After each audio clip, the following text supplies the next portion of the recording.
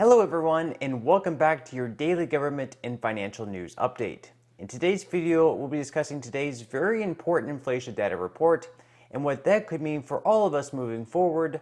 Other than that, I go over one bill introduced in the House and Senate which would give many Social Security recipients a $200 per month raise.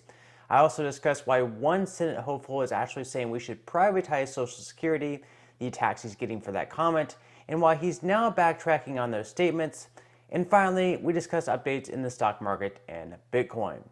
Now, as always, I am definitely interested in hearing your thoughts on everything, and I wanted to quickly thank everyone for giving my videos likes and sharing them, as that certainly helps push these videos out to other people like you. Okay, so this morning, the latest inflation data report from the month of August will be released, where economists surveyed by Dow Jones expect headline CPI to decline by 0.1%, but for it to actually rise by 0.3% excluding energy and fuel. With gas prices seeing the biggest drop out of anything, that will certainly help the inflation numbers look a whole lot better than what they actually are, since the price of gas has gone from over $5 per gallon back in the middle of June all the way down to $3.71 on average. Next week, the Fed will have another meeting where they'll decide whether or not to have another rate hike and how much the rate hike will be. If the inflation numbers show a stronger than expected decline, they may decide not to increase interest rates as much. But on the flip side of things, if the numbers show things haven't really improved all that much, or even gotten worse in the worst case scenario, we'll likely see another 0.75 percentage point rate hike take place. This would then take the Fed funds target range to 3 to 3.25%, up from where it currently is. Now, many experts actually expect the Fed to go all the way up to 4 to 4.25% by January of next year. So if we see another 0.75 percentage point rate hike in September, this will get us that much closer. And just recently, Fed Chairman Jay Powell made things perfectly clear that he would continue raising rates and keep them there to get inflation under control, and that he wouldn't stop until they got back down to the 2% inflation goal. The Federal Open Market Committee's overarching focus right now is to bring inflation back down to our 2% goal. Price stability is the responsibility of the Federal Reserve and serves as the bedrock of our economy. Without price stability, the economy does not work for anyone. In particular, without price stability, we will not achieve a sustained period of strong labor market conditions that benefit all. The burdens of high inflation fall heaviest on those who are least able to bear them. Restoring price stability will take some time and requires using our tools forcefully to bring demand and supply into better balance. Reducing inflation is likely to require a sustained period of below-trend growth. Moreover, there will very likely be some softening of labor market conditions. While higher interest rates, slower growth, and softer labor market conditions will bring down inflation, they will also bring some pain to households and businesses. Now, even a 2% inflation is fairly acceptable, at least in my opinion, because over the course of many years, we're basically accepting the fact that our hard-earned dollar is becoming even more worthless. So, for example, if you have $100 and you keep it under your mattress, or perhaps you just put it into a low-yielding interest bank account for 10 years, after those 10 years, the $100 that you used to have that was worth $100 would then only be worth right around $80, even if inflation was only 2%. This is because 2% over 10 years, that would be a 20% drop in your money. Now, one group of people that inflation has been hitting especially hard are retirees, where unfortunately, many of them have actually had to go back to work just to make ends meet. Being that they're on fixed incomes and the price of everything is going higher, that fixed income, unfortunately, isn't always enough to get by. Patty Byther just unretired and got ready for her new part-time job. I thought I was done. I had worked it all out financially that, I could afford it. What happened? The economy. Inflation happened. Just kind of overwhelmed me. With prices soaring, her retirement lasted 10 months. These are my fuel bills. In 13 months, it went up $150. Correct. My safety net is just gone. We shadowed her on her first day at Hannaford Supermarkets. Just put your bag on top of there. Byther, at 66, learned to bag groceries that she now struggles to afford. Byther will train to do the store's books, Only by working can she stop her own accounts from bleeding out. It's still something I'm mentally processing that, okay, you have to get used to this, that it's going to be the rest of your life. Hannaford usually hires seniors who want to work part-time. Now they need to. We certainly hear from folks that come in that, they're struggling. Would you be surprised if you saw more Patties in the weeks ahead? When you think of the fixed income and you think about the price of everything going up, that would not surprise me. After 2 hours, Byther's feet hurt. Her back hurt. When do you see yourself retiring for real? I don't really see a time when I'll be able to retire again, or entirely again, which is sort of annoying and sad. Retirement's the last life phase you'll ever start new. Not for Patty Byther.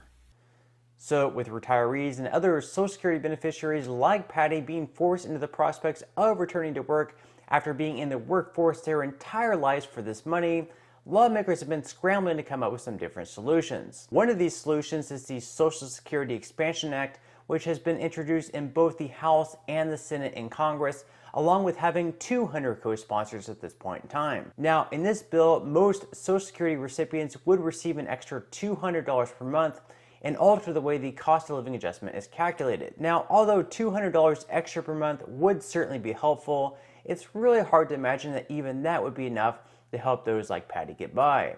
Still though, $200 is $200, so I'm sure anyone would gladly take it. More importantly, the bill would also extend the solvency of the Social Security Trust Fund by 75 more years through 2096, which right now it is expected to run out of money within the next 13 years. Of course, some of the other provisions in this bill aren't agreed on by both sides of the aisle, so there would need to be some changes made to get Republicans on board with this package. That, or Democrats would need to get rid of the filibuster in order to pass this bill with just 50 votes. And ridding the filibuster is exactly what most Democrats have attempted to do over the last 20 months, with only Joe Manchin and Kyrsten Sinema keeping their attempts from being successful. Now, back when Vice President Kamala Harris was a senator in 2017, she wasn't exactly for getting rid of the filibuster, but now that her party has full control in Washington, ridding the filibuster is a big priority. Watch. You were a senator, you weren't ready to get rid of the legislative filibuster as of 2017. What has changed? Well, let's talk about what we've seen around the country, in particular after together with Joe Biden, when we won, and he became president and I became vice president, which was as a result of some of the highest number of people voting that have ever voted in a presidential election. So if they were to get rid of the filibuster, the Social Security Expansion Act, along with other bills that Democrats hope to pass through without bipartisan support, would be completely possible. Of course, this also means that once or if Republicans regain control in Congress and take control of the White House if Donald Trump gets reelected in 2024, or someone like Ron DeSantis or another Republican ends up winning the presidency in 2024, and Republicans take back control of the House and they have control of the Senate, they could also pass all these bills through with only Republican support, so this is something that the Democratic Party may want to think twice about. Now, in the meantime, Democrats have been attacking a Republican Senate candidate in Arizona, Blake Masters, claiming he wants to privatize Social Security benefits and to gamble all of it on the stock market. Since these attacks, Masters denied the claims, although he did actually make them. We need fresh and innovative thinking, right? Maybe we should privatize Social Security, right? Private retirement accounts, get the government out of it. When asked to clarify his statement by the Arizona Republic, he said that he probably wanted to increase payments and desired to encourage younger Americans to invest, possibly by raising limits on Roth IRAs. Now, in my opinion at least, even though Social Security pays out an extremely small amount compared to what we're all paying in over the years, and we would get a lot more money in retirement by simply having the money in the stock market, putting the 6.2% that we're taxed on, putting that money in the stock market, as long as the market continues going up by 10% on average every single year, you still really can't pull the rug out on people now, simply because it would be unfair to those people who paid into the system their entire lives and now won't be receiving a single dime. So Social Security is definitely something that we have to keep around because it would be unfair to people to no longer receive those benefits after paying in their entire lives. But as far as the Social Security Expansion Act and other bills that look to actually increase payments by as much as $200 every single month, I'll definitely make sure to keep everyone updated. Okay, so now quickly moving into some money news where stocks rose for the 4th day in a row, with the S&P 500 up by 1.06%, the Dow Jones up by 0.71%, and the Nasdaq in the green by 1.27%. Futures so far for today are also in the green, with Dow futures up by 0.42%, S&P 500 futures up by 0.45%, and Nasdaq futures so far in the green as well, up by 0.43%. With inflation data being released later today, we should see a pretty big impact to the market. So, for example, if the inflation report comes out looking pretty good, then we should see prices in the market trend upwards. But on the flip side of things, unfortunately, if we don't see any improvement on inflation, or if it's actually getting worse in the worst case scenario, we may see the market actually go back into the red. Now, as far as Bitcoin goes, over the last day, it's actually been slightly in the green, up by 0.11%, and still sitting in the low 22,000s. So with the stock market going back on a winning streak, 4 days in a row now in the green, like I just mentioned, and investors hoping that we get back into a bull market, it definitely wouldn't be a bad time to start investing, or if you've already started investing, to continue dollar cost averaging in. So if you would like to receive up to 12 free stocks and $5 worth of Bitcoin, in the comment section below, I will be leaving a link where you can receive just that from my partner in Webull. And even if you don't feel like investing at this time for whatever reason, once you receive the free stocks, what you can always do is just sell them for what they're worth and then transfer that money right back to your bank account. So in total, you should be receiving a value of right around $50 or more. Some people have actually received over $3,000 in the past, which this money will be taxable, but still you can think of that as just some free extra money with just a few minutes of work. But on that note, I'm going to go ahead and wrap up this video. If you enjoyed the content in today's video and you would like to see more like it, I would greatly appreciate it if you would give this video a like, subscribe to my channel, and make sure to ring the notification bell. That way you won't be missing any of my future videos. And until next time, I hope you have a wonderful rest of your day, and I'll see you in the next video.